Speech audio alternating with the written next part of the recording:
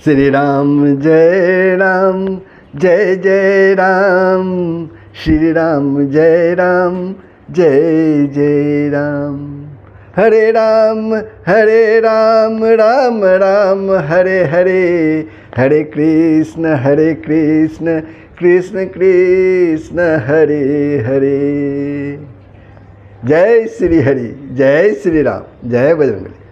प्रभु, आप लोगों ने श्री आनंद रामायण के प्रथम कांड यानी शार कांड जो 13 सर्गों में विभक्त था, आप लोगों ने श्रवण किया। उसमें बहुत सारी कथाएं आप लोगों ने श्रवण किया। जैसे शार कांड के में आप लोगों ने महर्षि वाल्मीकि कृत श्री राम वंदना, एक श्लोकी आनंद रामायण, शिव पार्वती संवाद के रूप में श्री आनंद रामायण की कथा का उपक्रम, सूर्यवंश की वंशावली, रावण का दशरथ और कौशल्या के वध का असफल प्रयास, राक्षसों के अत्याचार से प्रीत पृथ्वी का देवताओं के साथ भगवान विष्णु के पास जाकर धर्म रक्षा के लिए प्रार्थना करना, मुनि विश्वामित्र का राजा दशरथ से जग रक्षार्थ श्री राम लक्ष्मण की याचना करना,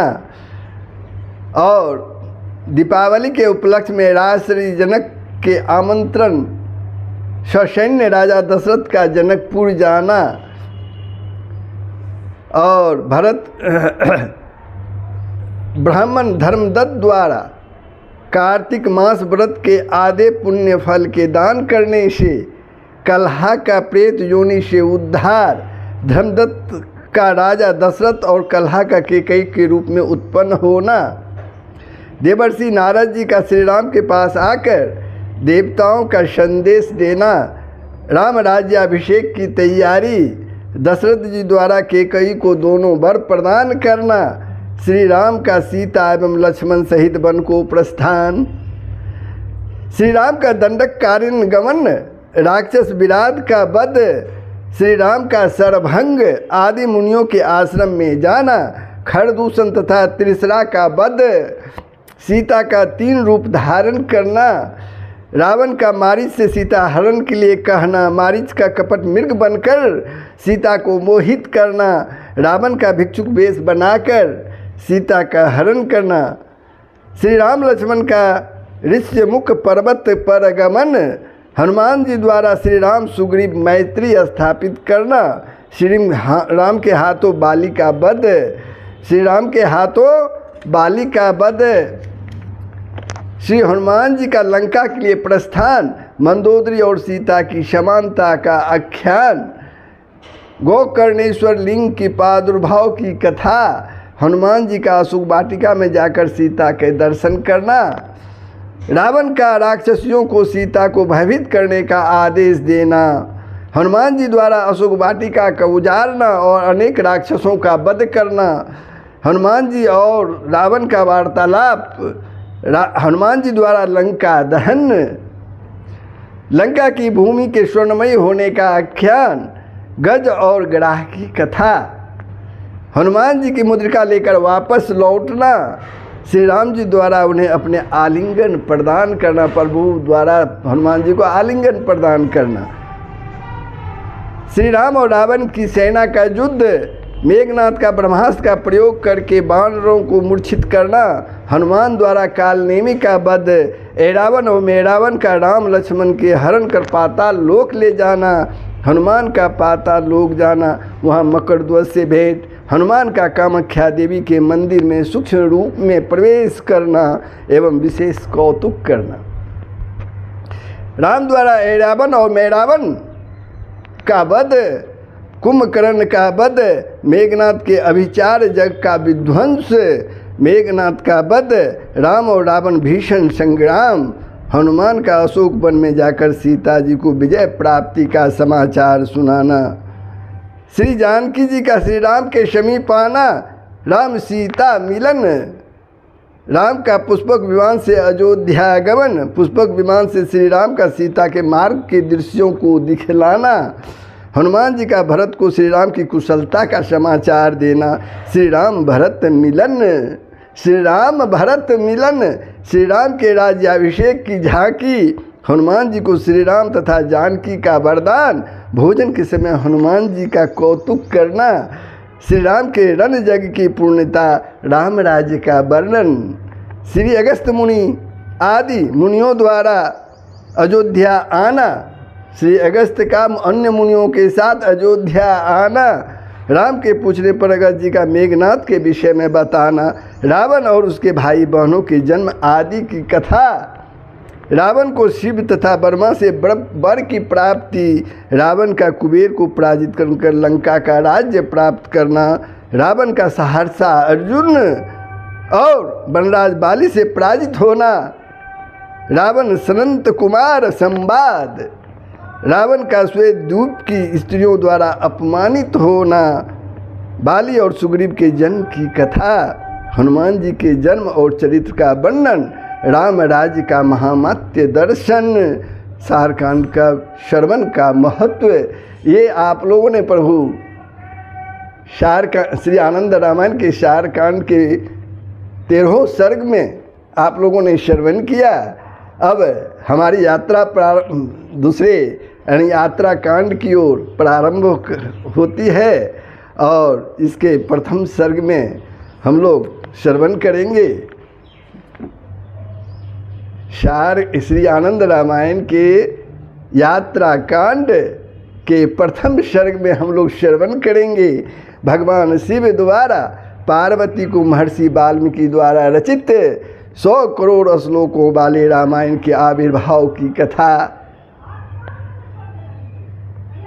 100 करोड़ श्लोकों वाले रामायण के आविर्भाव की कथा सुनाना, भगवान शिव द्वारा पार्वती जी को क्रोंच पक्षी के विरह से शोकाकुल होकर महर्षि वाल्मीकि के मुख से सहसा अनुष्टुप अश्लोक का प्रस्फुटन, ब्रह्मा जी का महर्षि वाल्मीकि के आश्रम में जाना और उनसे रामचरित लिखने के लिए कहना। तो प्रभु ये हम लोग आज ये प्रसंग श्रवण करेंगे, लेकिन प्रसंग प्रारंभ हो उससे पहले आप लोगों से विनम्र अनुरोध है, यदि आपने सनातन दर्शन विथ दिनेश यूट्यूब चैनल को सब्सक्राइब नहीं किया है तो ज़रूर कर दें, बेल आइकन को दबा दें, कमेंट करें, लाइक करें, शेयर करें। जय श्री हरि। तो प्रसंग प्रारंभ करते हैं। माता पार्वती शिव जी से बोली, हे शंभो, आपने शारकांड की अत्यंत पुण्य प्रदायक पुण्य प्रदायक कथा मुझसे वर्णित की, मुझे सुनाई, उसका मैंने श्रवण किया।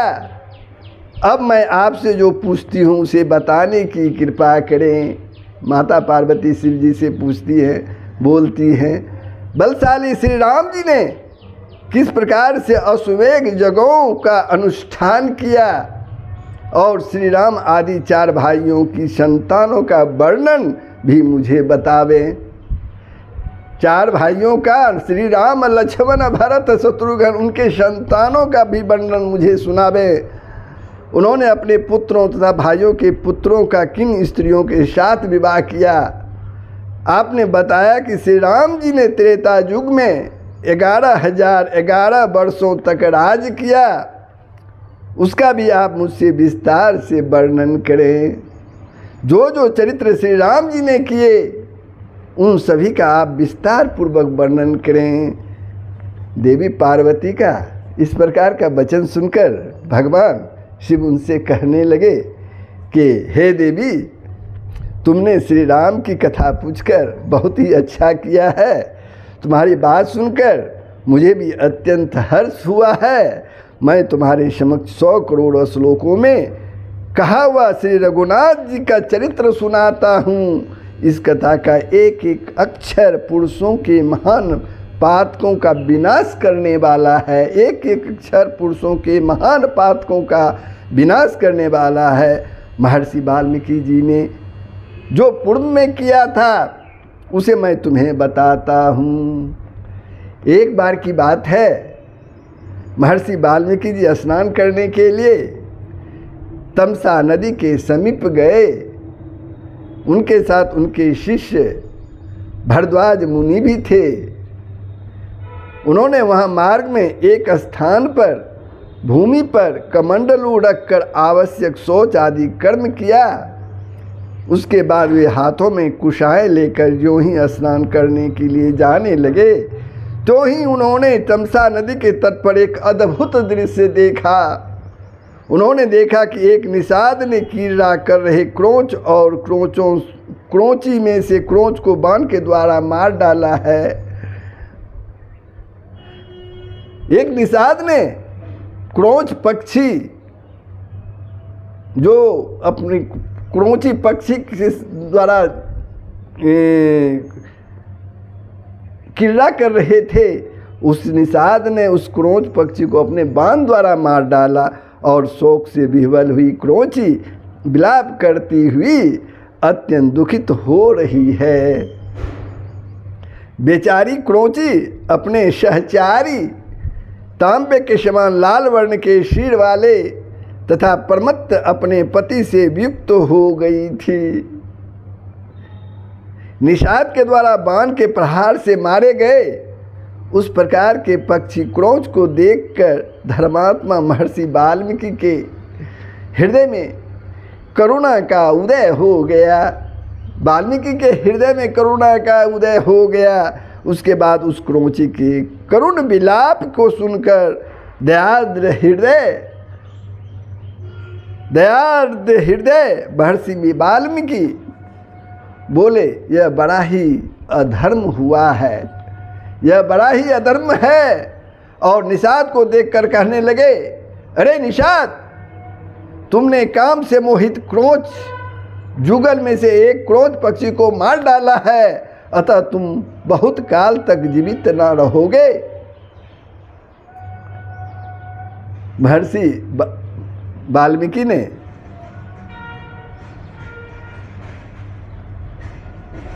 उस निषाद को ये श्राप दे दिया। इस प्रकार से अपने मुख से सहसा अनुष्टुप छंदोबद्ध श्लोक की उत्पत्ति देखकर आश्चर्यचकित होकर और क्रोंच पक्षी के शोक से व्यतीत होकर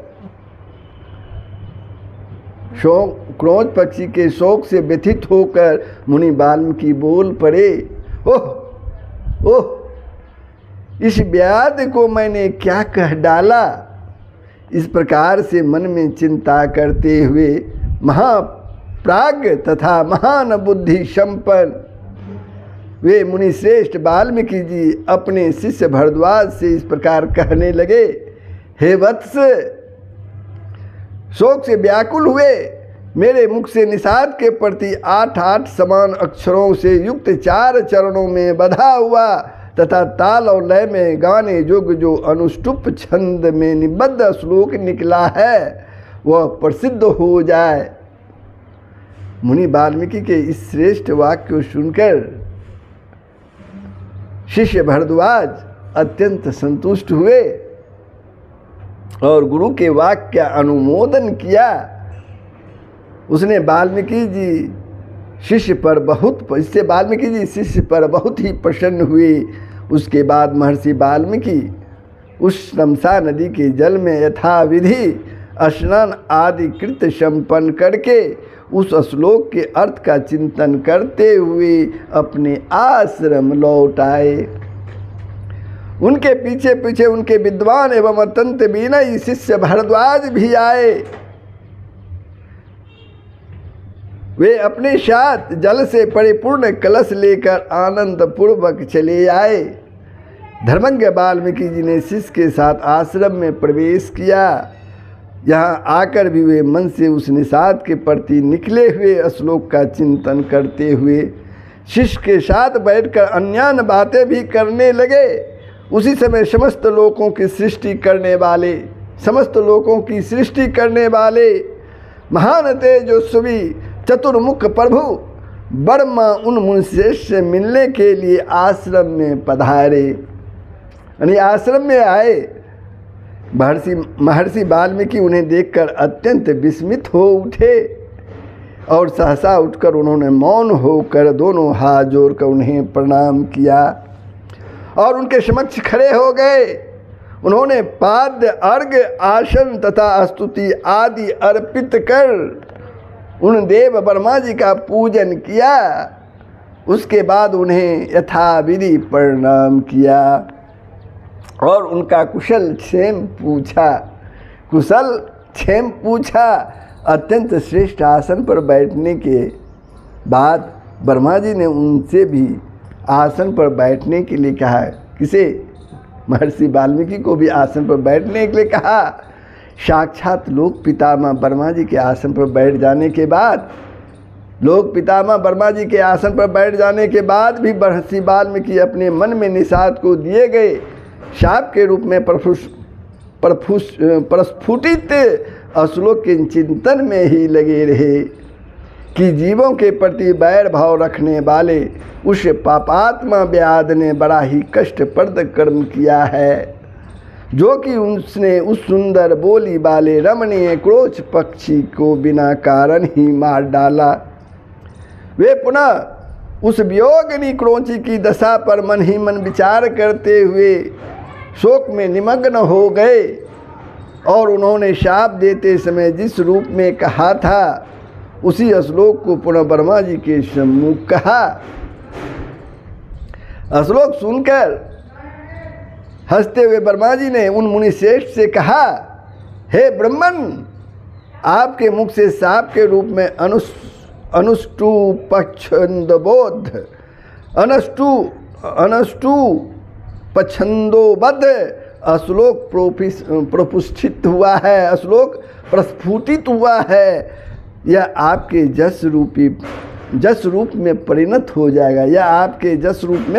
हो जाएगा, इसमें तनिक भी संदेह करने की आवश्यकता नहीं है।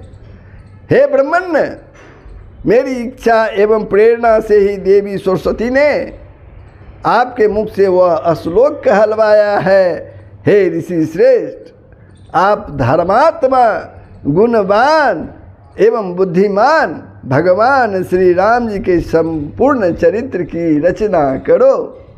ब्रह्मा जी वाल्मीकि जी से कहते हैं कि आप धर्मात्मा, गुणवान एवं बुद्धिमान भगवान श्री रामचंद्र की संपूर्ण चरित्र की रचना करो। उन धीर श्री राम जी की जो कथा आपने देवर्षि नारद के मुख से सुनी है और उन बुद्धिमान श्री राम जी का गुप्त प्रकट जो भी चरित्र है उसे रचनाबद्ध करो। सुमित्रा पुत्र लक्ष्मण सहित श्री राम का, वानरों का, राक्षसों का तथा विदय नंदनी श्री सीता जी का गुप्त अथवा प्रकट जो कथानक आपको मालूम नहीं होगा वह सब मेरी कृपा से आपको विदित हो जाएगा। उस रामचरित्र रूपी काव्य के रूप में प्रस्फुटित आपकी वाणी कहीं भी असत्य नहीं होगी। आप श्लोकों में उपनिबद्ध मनोरम पुण्यमयी राम कथा का लेखन करो। जब तक इस पृथ्वी पर पर्वत तथा नदियाँ रहेगी तब तक श्री रामायण की कथा लोक में प्रचारित होती रहेगी। आपके द्वारा रचित श्री रामायण की कथा जब तक प्रतिष्ठित रहेगी तब तक आप मेरे ऊपर के तथा नीचे के लोकों में निवास करेंगे। तब तक आप मेरे ऊपर के तथा नीचे के लोकों में निवास करेंगे। ऐसा कहने के बाद श्री वर्मा जी ने श्री राम जी का चरित्र अति पुण्यदायी वेद मंत्रों के द्वारा उन्हें सुनाया ऋषि वाल्मीकि को। इसके बाद श्री वाल्मीकि जी द्वारा पूजित श्री वर्मा जी वहीं अंतर ध्यान हो गए। यह सब देखकर शिष्य सहित मुनि वाल्मीकि जी अत्यंत विस्मय में पड़ गए। महर्षि वाल्मीकि के शिष्यगण उस श्लोक का बार बार आनंद से गान करने लगे। महर्षि वाल्मीकि जी के मुख से समान 8 अक्षरों वाले तथा 4 चरणों वाले जिस श्लोक का प्राकट्य हुआ था उसी श्लोक को वे शिष्यगण अत्यंत विस्मित होते हुए परस्पर में कहने सुनने लगे। वे मुनि वाल्मीकि भी शोक बस उस श्लोकों को बार बार कहते उस श्लोकों को बार बार कहते थे। महर्षि वाल्मीकि जी का क्रोंची को देख करके करुणा हृदय होने से प्रकट हुआ वह शोक ही अश्लोक के रूप में परिणत हो गया। वह शोक ही अश्लोक के रूप में परिणत हो गया। सो कह अश्लोकत्वमागतः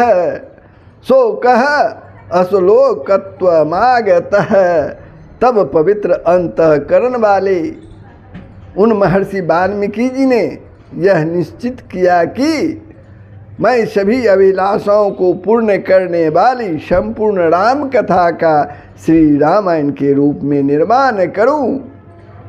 उसके बाद महायशस्वी एवं कीर्तिशाली महर्षि वाल्मीकि जी ने उदार चरित्र भरे अर्थों से समन्वित मनोरम पदों के द्वारा समान अक्षर वाले श्रेष्ठ श्लोकों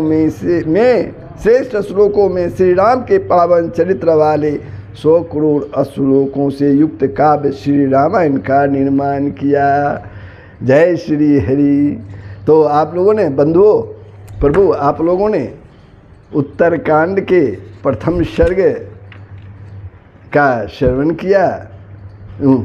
उत्तरकांड नहीं, यात्रा कांड के यानी श्री रामानंद रामायण के यात्रा कांड के प्रथम सर्ग का आनंद लिया। कैसा लगा कमेंट के माध्यम से अवश्य बताएंगे।